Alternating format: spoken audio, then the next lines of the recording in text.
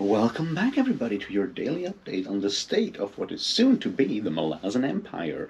And yeah, this was supposed to be out a while ago, by which I mean yesterday or the day before, because this is the wrap up for Deadhouse Landing. I finished it, and I wanted to record a video, and then we had a Zoom quiz, and then we had long discussions and other things and whatnot. And yeah, I suck. I suck at keeping anything like in order and sticking to plans. So anyway, I finished it on my reread, and I enjoyed it again. And the ending is obviously spectacular. Has lots of fireworks, and well, a lot of people landing at the dead house. So there's that. Anyway, let's go. Right? Oops. Anyway, cheers.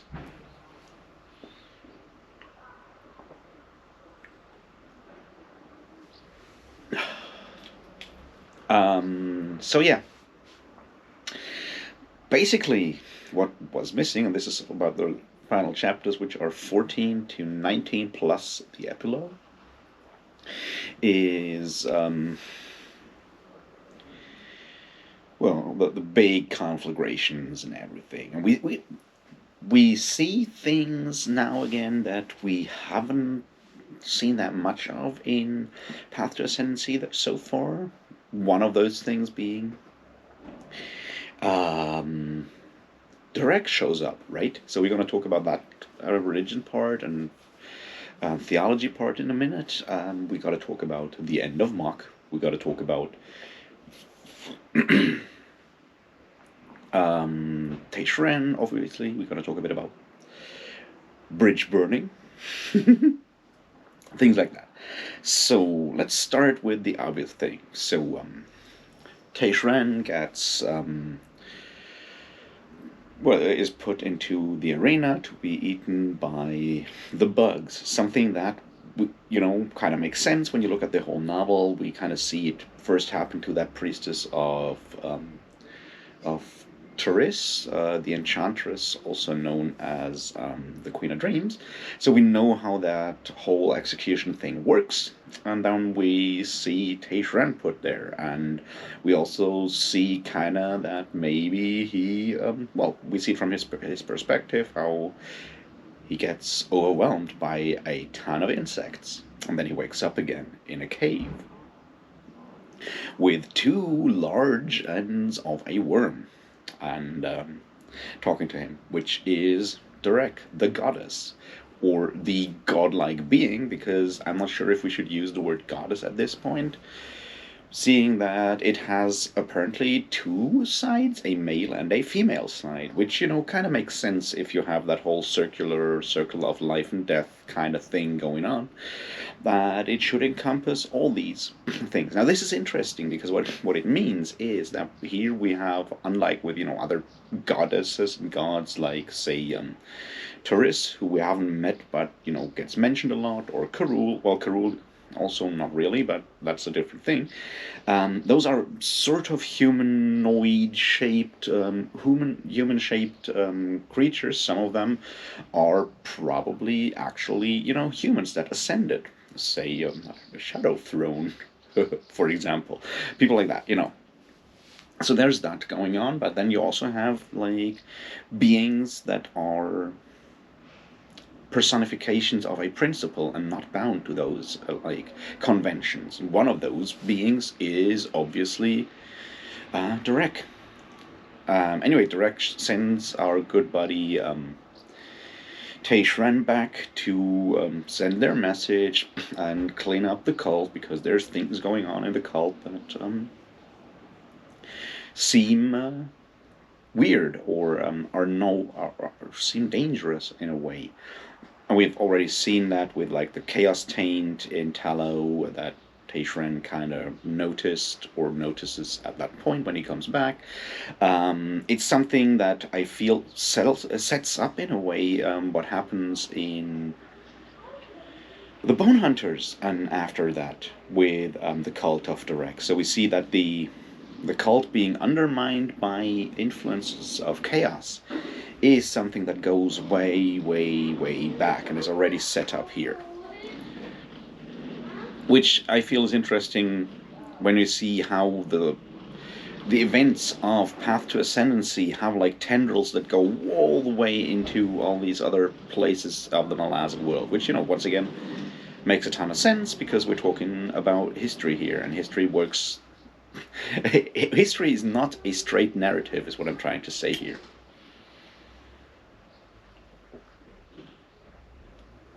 So yeah, that part's obviously cool, and then we get like a huge mage battle that goes all over the place and ends with Teishran landing in Malaz City, where he gets picked up and recruited by none other than Kel and Ved. Well, Kel and Ved. Yeah. Same, obviously, with Dasem, who comes over to the island of Malaz to drop his sister, daughter, whatever, Nara, in the Deadhouse, which he does, and also starts working for the same gang, that being Kellenvet and Dancer.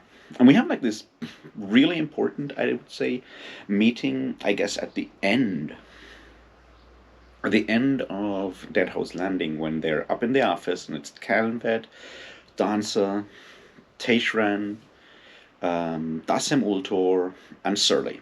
And that's kind of, I would say that is really the point where the Malazan Empire, or the old crew, gets like fully established and started. So we'll see how all of that goes in the future. Another thing that I found interesting is the end of Mok. So Tattersail finally realizes what's going on. Decides that she's way better off without that kind of toxic, abusive relationship where she gets taken advantage by that old dude who just has his own interests at heart and nothing more, when she finds out that he's also sleeping with her maid, Viv. And then she leaves, and a couple of... and then we don't even see the end of Mok, right? We see him throwing his tantrum, throwing the glass of wine against the door, and that's it. And then we just hear that he fell down the stairs and broke his neck. By which we mean it's very clear that he gets killed by some of his captains. And I feel that is an important aspect of the book here, and once again about like the power dynamics within that relationship. And I don't want to say it's the metaphorical death of the old white man, but it's kind of... I found it significant that Mok's death isn't even shown. We just hear about it. He's that insignificant. He's that useless and insignificant at that point. It's other people that call the shots. It has never been him. I mean, for a long time he was just pretending to be in charge, I guess. And once that pretense is taken away, when Tattersail just leaves, yeah, we don't have any need for him anymore. So that's I feel like a very interesting way to deal with someone who has like the whole castle named after him as Mok's Hold and everything.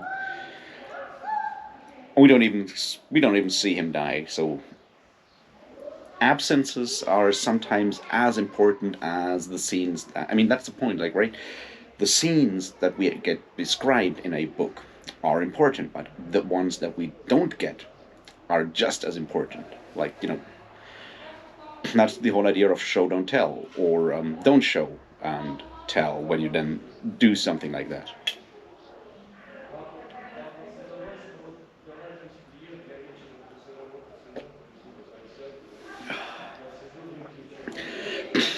So, what else was interesting?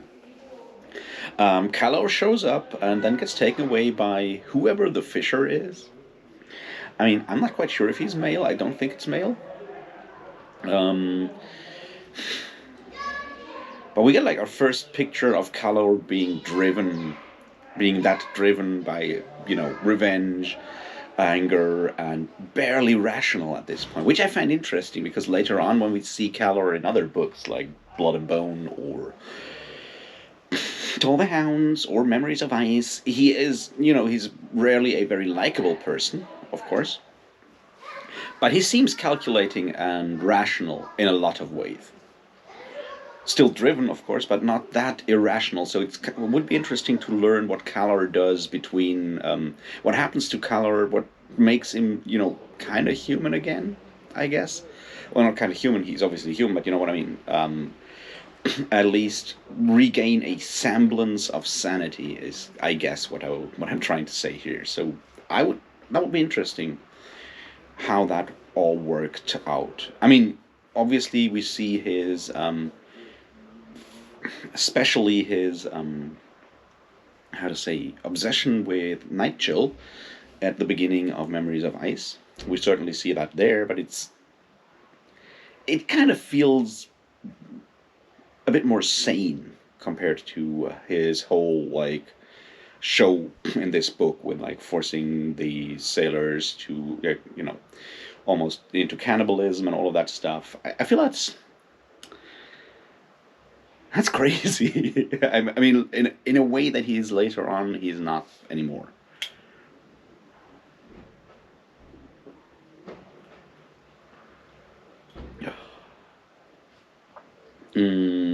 So what else would be interesting? One thing that I'm like not quite sure if that worked or not is like the point when Shadow Throne and Kellanved and Cotillion show up with the Hounds of Shadow, and he talks to the Hounds, and they enter the Deadhouse for the first time. I'm like, and obviously Edgewalker is watching and seems to be happy with it, or unhappy at least, he doesn't do anything against it. I like the idea that it's all about cutting deals. Kellenmed gets Downs to help him because like it's going to be interesting with me, and then the idea that the Azath house, well, the Azath in general are playing their very own game that is probably above everyone else to understand, probably even beyond Kellenved to understand. Um, it gets kind of driven home at the point when Dancer observes that maybe the house allowed them in for a reason, in a way. Yeah. So the whole idea is like who calls the shots in the Malazan universe? Who is actually behind everything? Is it Karul? Is it Gothas? Is it like something beyond even the Azathani, which would be the Azath at that point? I mean, they're their own weird thing. We don't know, and it's a question that I figured at some point I really want to talk about. It's like how do ideas of destiny, fate, and so forth work in a universe with magic and actually existing gods and all of that. How does is there an ultimate force behind all of it or not? That's a question that would be important or interesting for the general um, for a Malazan video at some point, not just about Path to Ascendancy. So I don't know. I'd I'd love to hear like thoughts of you people on it. I'd even more love to hear thoughts or like comments on it by obviously the authors, but we'll see how that could possibly work or not. Um, what else?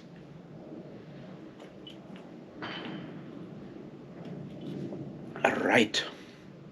Um, the Emperor, or not yet Emperor, that being Kellenved, dancer, Surly. It's a very interesting, I would say, a very interesting dynamic that is already built up here. Kellenved being very much about exploring stuff and not really caring about the worldly empire already at this point, right? This is the fascinating bit that when they're exploring Shadow and Kellenved and Dasem are with him in Shadow. It's Dasem, and then after a bit of like nudging, also Danzo. Like we need to go back because we got people on the actual island in Malaz, depending on us. And Caliban is already mentally beyond all of that. And when we see that all of the the actual stuff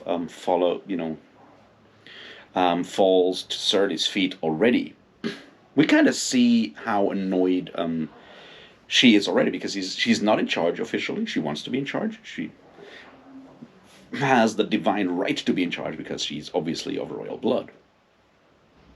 But she can't. She's technically an employee of those two, and they don't care about the entire system. So she does all the work and gets none of the recognition. And we end the book with those two figuring out where to go with that spear that is, dare I say, Tulan Imas. Well, it is. Um, um, so yeah, we kind of see where the whole, like, she wants to become empress, or she maybe sees the necessity to become empress, kind of comes from. It comes from the fact that someone has to take, actually think about the things on the ground to make sure the empire, or in this case, the gang, the crew works and things happen, and not just jump off into other realms whenever they feel like and never tell anyone how to come back. So the annoyance that Surly has with Dancer and Kellenved, I feel, is very, very understandable. Does she draw the right conclusions? I don't know. Probably not. Because people rarely do that. Another thing that I found fascinating is the end with Urko keeping the spearhead, um, because it's the first time we see his fascination with stones and fossils, right? I mean, we remember that's, like, if you haven't read it, it's not exactly a big spoiler, but he shows up with building that dinosaur skeleton at some point later on in the Malazan Book of the Fallen. And I just like the fact that we see his fascination with fossils and rock here, which is interesting because it kind of comes out of the blue, because before that he's just in the kitchen and kind of the comes across as kind of the dumber partner, or punching bag for Cartheron, being forced to be in the kitchen and all that. Something of a comic relief, I would say. And then you have the situation when he's like, yeah, this character has interests outside of being big and mean, has facets outside of being big and mean and able to punch people through walls, or almost throttle Hounds of Shadow. But he has also, like, other facets, which, I mean, I don't know because I haven't, yes, I don't know, but it feels like this is something that people playing role-playing game characters kind of come up with. It's like, yeah, also my character he needs a hobby, so he's interested in fossils. Because it's an aspect, if you play a tabletop RPG, right, it's an aspect that doesn't give you in-game advantages, but it gives your it gives your character color and, depth in a way. Plus, there might just be that one situation where it actually helps that you know stuff about fossils, which, if you have a good game master, he will find a way to put it in there. I'm just saying. So I just love that idea, but then we also learn about the power of that spearhead being, like, pointing somewhere. And where could that possibly be? And what will possibly come of that? Well, the answer is, we'll find out in Kellenved's Reach, which is the next one, the third book in the Path to Ascendancy. And I'll start reading that tomorrow, I think. And then we'll be done with Path to Ascendancy and move on into the novels of the Malazan Empire, I guess. Plus other projects. I have lots of them. So let's look at, like, the overall. Did I enjoy Deadhouse Landing? The answer is yes, of course I enjoyed it. It's a lot of fun. It has the advantage for me, as someone who has read all the other Malazan stuff as well, that you see all these, like, nods to stuff that happens later, which is obviously the strength of a really well done prequel. I really appreciate the fact that it is still rather small and focused compared to both the novels of the Malazan Empire and the Malazan Book of the Fallen. It has a relatively tight narrative and everything. I like that. I did really appreciate the fact that once again we have a world where strong female characters, and not only strong in the sense of they are, like, described really well or whatever, but also people, like, women with power, and women being sort of the people that actually make the whole thing work, is described in a lot of positive ways. It's Nigel, it's Agala, it's Lee, who then becomes Opal. Oh, right, we need to talk about that in a second. It's Surly, it's Tattersail. It's all about the women in that book, and I really appreciate that. Um, I personally would say I enjoyed Dance's Lament a little bit more because it was even tighter as a story, even more, closed in itself. It also ended with them being thrown out of the city, which I just really enjoyed. I don't know. I just love the fact of two crazy characters being kicked out of the city for doing something really dumb. Something as I said, I really appreciated. Um, right, the other thing that we needed to talk about is Lee and the beginning of the Claw, with her being sent as an agent to do something for Surly and having the earring broken off into like the claws of the bird, like just the bird broken off into like, as a sign. So that's just a cool like thing for fans of the series, and I enjoyed that. But back to the overall thoughts. It is still a tight narrative. I love the fact that literally all of those people end up at the Deadhouse, which makes the whole Deadhouse Landing title cool because some of them literally land there. On the other hand, landing could also be about that like flag of stones in front of the door that everyone is like standing and banging at the door for. I kind of, and we also forgot. God, my mind is pretty scattered today. We also need to talk about the Cowl, the Mage duel, right? I said that every one of those books has a more or less unnecessary Mage duel, Assassin's duel in there. This time it's Dancer versus Cowl, who's a dickhead and crazy, already crazy and insane. And we see Dancer kind of defeating him, but also not killing him because he moves off and he'll be back. Well, he will. Return of the Crimson Guard and other now as an empire. But he remains a dickhead. And it once again felt, I don't know, it once again felt a bit unnecessary, which, on the other hand, this time round, and the other time with that other assassin, Stefan, in Dance's Lament, was the same thing. Those mage duels they are unnecessary and they are outmoded. They're like basically the same thing as those stupid nightly duels, bouts outside of Lihang in Dance's Lament, right? They make no sense whatsoever, even though the idea of champions, deciding battles has its advantage, something that we learn about when we have Dasem do the whole bridge thing and killing not thousands, but almost 100 people, which is totally unnecessary. We see with the assassins duels there that the idea of champions, the idea of honor, or not even honor, like reputation, can become its very own thing, and can become its very own thing, and thus defeat the purpose of having champions. Reduce the bloodshed that you would otherwise have in warfare, right? So that's kind of something that comes across here because the duel between Cowl and Dancer is actually doing no one any good except Cowl wants it for his ego. So there's that. Oh yeah, the other like really cool thing is obviously Jack, soon to become Whiskey Jack, I assume, burning down a bridge, which, might just lead to a title at some point. But yeah, cool battle at the end. The taking over of the hold with the champions, Lee being the fighter for Kellenvad, and already there we see like the building up of Surly's power base. Because if you face it, Kellenvad and Dancer don't have a real power base in their organization. Kellenvad doesn't really care about it, which is the other part, but it's like they are not connected to the actual working of the actual day-to-day running of the organization, which will make the events that happen later on in, say, Night of Knives, or even before that, all the more important.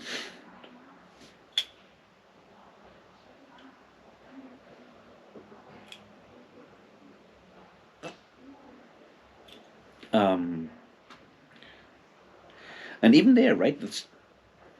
The the taking over of the taking over of Malaz Island, of Kellanbet becoming de facto ruler of Malaz Island, is not decided by Kellanbet. It's decided by a woman. So yeah, I feel I've rambled enough. I'll start with Kellanbet's Reach tomorrow, I guess. I can't wait to do it. I hope you enjoyed this. I'm really glad that some of you actually watched this kind of thing. Let me know what you think. All your comments, questions, and whatnot. I'll try to answer all of them. And I'll see you tomorrow. Until then, cheers.